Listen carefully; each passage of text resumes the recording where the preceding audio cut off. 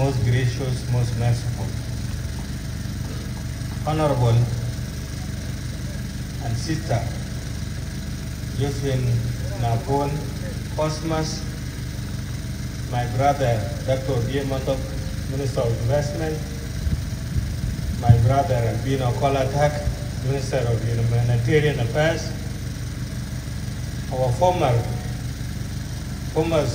Ministers of Finance, Lual Nagak, Garanganagak, my big brother, Achil, my sister, Mary, Yor, and Under Secretary of Humanitarian Affairs, all MPs, young men and young women, our protocol of the church. Assalamu alaikum wa rahmatullahi wa barakatuh. As my brother Atanyuwek put it earlier, I'm going to address my audience in the language that they mostly used to speak. And then after, we'll come back, we have some little comments in Arabic concerning the issues which arise up here in this funeral. Fadal. And Dong Tueng, Agui Bele Wegla, Tuo, Agachiniali Tichak, Kuna Jong Koi Ben, look like a Ninjam, Del Dwight, a Chide Rod Conte. Lenu, a Chichak, Del Dwight. A Chuluela, for the Chini, then call you a chop, then cake, where you Chini, the Chin, well laid in to talk. Quite a when command poor woman, a kind of madame, can quite damn it, will for him madame. Pulwelga Toya, Kela Kenchi Koyatu. Kakaben, the Chiniali Chenebe, a churo read. We bend Del Dwight, Del Dwight, Aki Kocholory, to all. Your team, to an Akula, Chelwell, Cheria. I didn't quite call way Jara Kikan like Jomno. Big day and daughter big team. Kurandani a did team Sure, take Jordan. Kurandani then require a woman about one with team. We jelly ben with Jordina Tum Team Kori, Japan. We jelly quote Kadai, we jelly better. Kakaki come by the Aikaka. Let a Chira and a tower Numlonada, kill a little white pig. Who could eat in Gurabana, Jordan. Nabana Piripida. Can Enkin and Ken, good way, women, by Enkin where I can't. Machina and Luella, we in the Kichijam, the Koyro, well, Tankin, well, Lomaniali, in the Jebe. Then will ye? Then I endure, but then Kenis, but then of Muslim, good men go keep you. Can a man go Palniali? Who are Munji Jol Comalier, Alay Ham, you talk. I like a Nisa Kawa, Achilla, Arekawa, Goara Jot, Pulero, Bijala Ro, Naleben, Kayan to go block the eye, Murupadu and Chiriak, Bekaniali in Lewalo, Ujal Ben, Ajal Ben, a Jal Ben with Jalka with Bijatija Yindi, Gula, Gula Yinman. Let me check. Jenny Chago open, will a will it good come, will a will a create, will a will a winner in that can a chillo rock like a TP, but we can get that when low.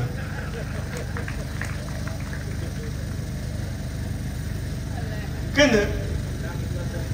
a jack jam by the name, then a good cook, and I'm jumpy. Well, we'll cook at 10 years. Well, we'll cook a canisa, well, Muslims had to have a dinner when a Jewish. Another can a chicken protect them. Kale will buy a banner book. A live. na joli po ben to pinye ya ku jol ben mo ti di rom ko di ta o ji to wudi ni nyo den ki wudi ti to a ta yok kurande to ka ngi ta yok ku ni rom ga ke ke ben di lo na da ko ya la piri paling amsal jo ai kiro lu ko pir pin no mate waling ran bai panda angi sultan lekan lek malo ma sultan da a to we no monji ngi je pe monji tu ko pe na le to la ka ji la ko le sum chit sum banden to we tu le yuk sum ma dol ka jal wa la ku je ya ni yo ran der ku ran der ko mu da ka jal wa la ku kri ben tie bo to wa la da ro di karen tim cho le u tu je ben la wo le je ben bo le je ben den ga nem din ma da kal ka ku ka to wen wen no ka u ben ko ka me na be ki ji ben la chop ta pe ti gi ka kini ya ki de na kwa ni di ka ben ni lo na da ka ni pi de to filasa ka ben aka ta ti to ya de yo di ni en ka chi ko nge kuna nge ni ne ya ka chi no aka ra ti ko mo fru ko wo ni ki ga ke buga tak je pe angodi a wi bu pal ni ali ku bi ni ali na chi kwa ni ko dun dun ke ni kwa ni ku yan tin de de kai gam kudu ku tai tin na le pi bara de jot ke na go la tem tin da ne ke da kana ngodi ngi lo na da kana e ki chi kudno kana kra ben ya lo ba ko ya lwen nyali telen ku ko ki gam po ben ke ye loy ti mun we ko kanisa ko muslimi no ko bo ro gam nyali ku ba ta tem to ku kiran ben to au wo yena dia den ko ti gam pe be bi ala ziyarat ko ko ti to bu ke ala ti bu tu ko ti de bi yokte lakini ayembe ke ku tiang me ko ko ngo diwi kwen ki ti ta wor din أكيد مشكلة ما في مشكلة في الدين ولا طريقة بتاع العبادة ما فيها مشكلة ولا طريقة بتاع الممارسة ما في زول عنده حق يقول حصل ده حصل بسبب بتاع ده أو بتاع الوعد بتاع الكنيسة أو واحد بتاع المسجد المسلمين ذاته التطرف الموجودة في الإسلام ما موجود برضو في القرآن لكن الناس خلقوه وناس يقولوا متطرفين ده ما عنده علاقة مع ربنا ولا عنده علاقة مع دين الكتب الموجودة عندنا القصة بتاعت الكنائس الكثير والمساجد اللي انتشر في جنوب السودان ما فيها ايه لأن أنا مقتنع أي بلد فوق كلمة ربنا دين بلد بلد مبارك بلد مبارك عشان كده الاختيار بتاع الحكومة بتاع جنوب السودان قالت انه بلد فيه حرية الأديان المفروض نحن نمسك بس ونخلي باقي لربنا عشان نمشي لو في زول عمل خطأ في الممارسة بتاعه نخلي المحاسبة ترجع لربنا في الآخر يحاسب زول بالغلط أو ربنا يجيب نور عشان يضوي لهم طريقة الأفضل بتاع الممارسة طريقة بتاع الدين فبالتالي أنا لما كنت وزير في 2003 ومن الناس ماشيين للسي بي اي أنا كنت وزير بتاع رعاية جماعية في منطقة دويل أنا بعد ما الناس بدأوا يناقشوا البروتوكول بتاع الحكم أنا عرفت إنه لا علاقة بين الدين والدولة وأنا كوزير بتاع رعاية جماعية في أول أنا كنت مسؤول من المساجد والكنائس حتى منشآت وممتلكات بتاع الكنائس والمساجد أنا كنت ناديت طرف بتاع كنيسة وطرف بتاع طرف بتاع الكنيسة وطرف بتاع المدير قلت لهم أي منشأ تابع لوزارة بتاع الرعاية الاجتماعية كونوا لجانكم هسه ده ثالث تلموه ده نحن نفصل الدين من الدولة ده نفصل الكنيسة من الوزارة وده نفصل الشغل بتاع المسجد من الوزارة فكان أنا كونت اللجان وسلمت حتى أوقاف أنا سلمته للجنة المسجد وسلمت حاجة البليغ من كنيسة لكنيسة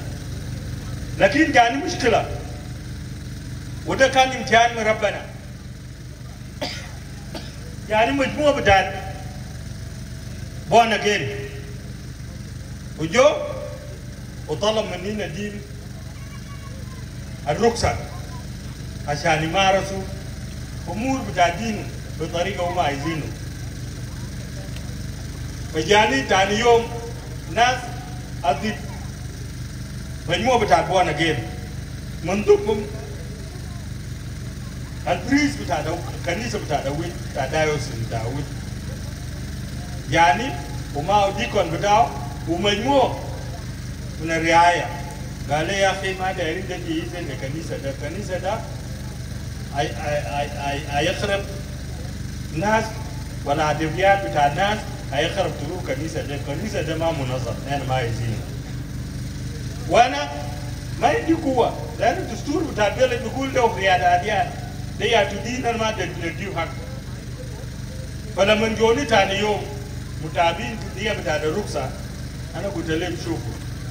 أنا ما عندي معكم مشكلة لكن كده عندنا نكون المجلس من المجتمع بتاعنا ده وينتوا أمشوا أقعدوا مع ناس المجتمع بتاعنا ولا بما فيه ناس كنيسة والمساجد قولوا كلام بتاعكم لو اتفقتوا أنا بجي بديكم لو رفضوا يكتبوا لي إنه ما دايرينك لكن أنا كوزير نكتب عشان يقع في بكرة أنا ما بسويه مع حكومة ولا مع ربنا أنا كونت المجلس فوق 50 عيان ناس كبار فوق ناس كنيسة وكده ومشوا ندم واس حقهم ودافع عن نفسه أي سؤال سألوا هم وجهوا لنا وأنا جيت لما القصة ده قرب ينتهي ناس كانوا متقسمين فعملوا تسويت من 50 48 نفر صوتوا للناس بتاعت وانا جيت and that is why we are in a will today أنا طوالي لما أنا جيت قرار أنا قمت وعملت اسم موجودين أنا في خلال وجودي في أول كنيسة بتاعت وانا جيت ما بطال قتل دل كنيسة منظم أنا قمت قريت في كمبوني بتاع كوليج بالكمبوني كلية كمبوني خطوب كمبوني أوي كله أنا عملت حتى لما أنا امتحنت الشهادة السودانية أنا امتحنت بالتربية المسيحية ما في دين بطال هم هسه خشوا في المجتمع بتاع الهوية والمجتمع بتاع الهوية بقى مور كونسرفتيف ذات فترة هم لسه كانوا موجودين والشغل بتاع الدين قاعد يبارك في المجتمع بتاع الهوية يوم بعد يوم حتى ان احنا قريب ده ناس بتاع الهوية طالبوا انه يكون في المطرانية اول ترقى للمطرانية انا رئيس لجنة هسه وانا مسلم رئيس لجنة انا قعدت مع ناس هنا ومشينا لمطراني جديد وقدمنا مقترح حقنا انه اول ده المؤمنين بتاع المسيحيين في قتل القتال ده زمن هسه المفروض تدونا فرصه عشان نحن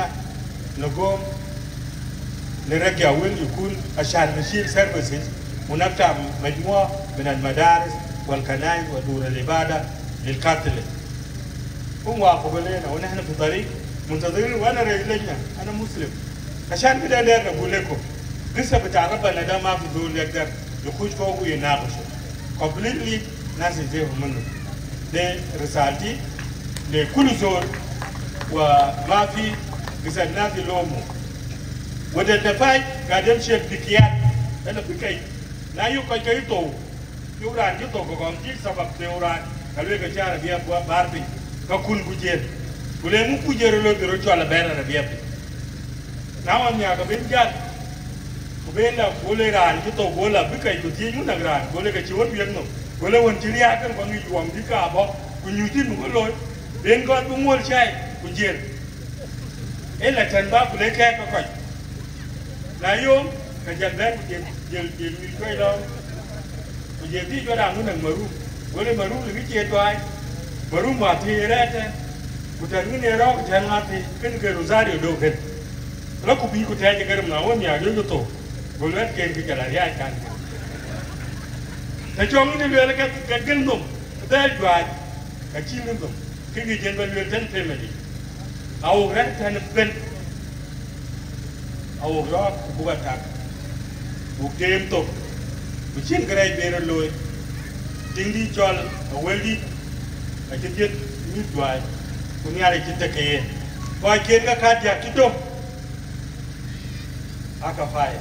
ทุกอย่างเรามีเบรลอยไปฟันเนี่ยบุกปิ้งบุกแบนแบนนั่นคือบุกแบนโอ้แล้วก็เรื่องอะไรแบนกันคือเนี่ยเรื่องพวกนี้อะไรเย็นเวลกว่าปิ้งพอได้โอ้มันตีนบุกขึ้นบุกเต็มเขาไอ้นาทักขึ้นเป็นอีกชื่อเบรลอย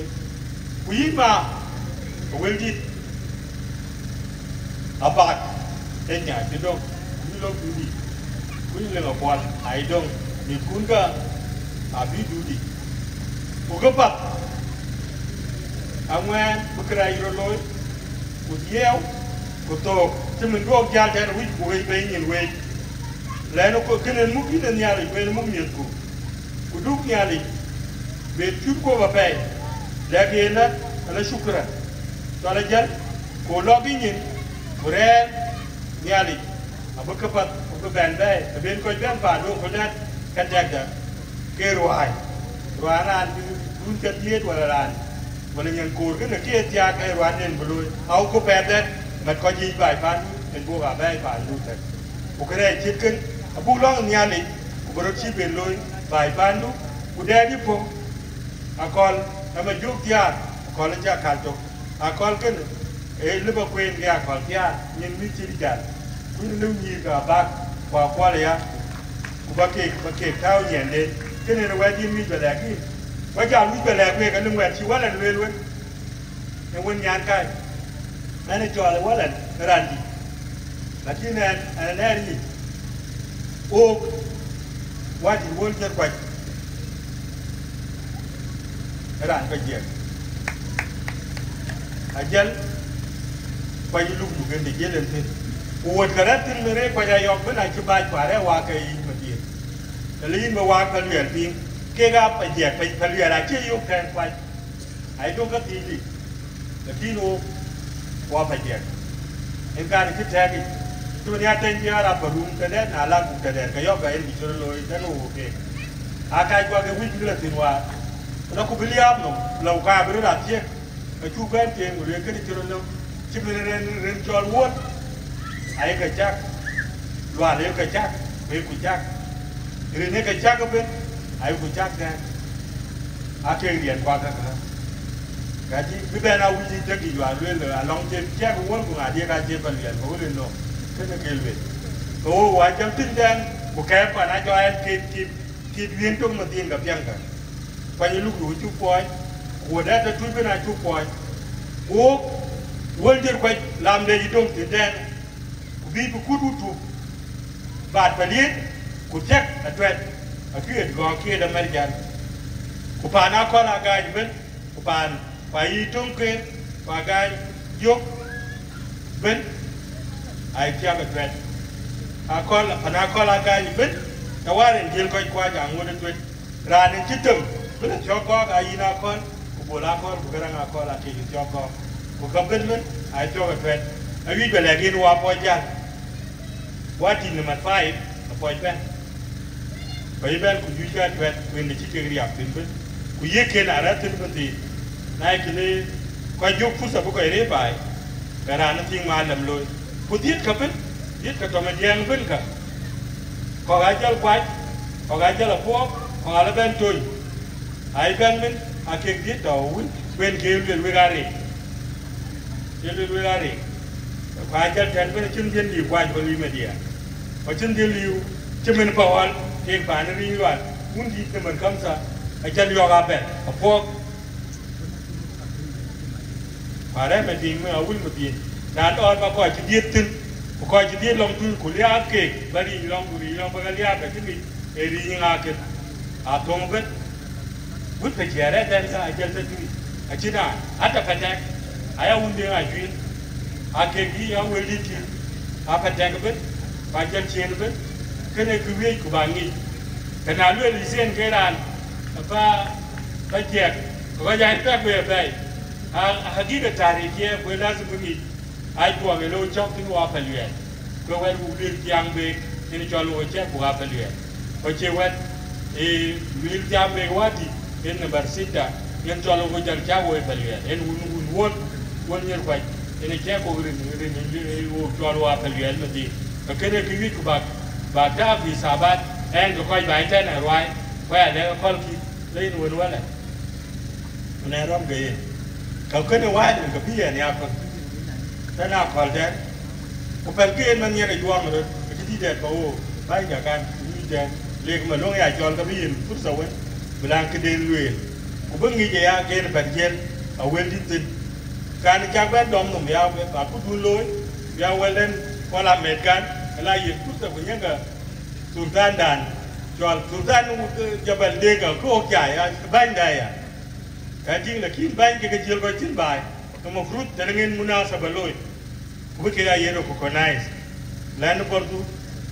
paya ke cokok. India tailwel, atanya kira kira cokok. Loy kata injor kira kira cokok kan. Iyo era nata injor jualan loy kalau racok kan kam cak je bukan, je berbal loy cok. Lain apa kecil loy ni. Punayo kiri Islam kan bubai. Aben mesin yo ko loy kide kan ki loy ki ke ke bodu ana rotim ko long ki kide na kide nen ko pya ka ta ka ki loy la nya li ra ngen ke tyo ko wa la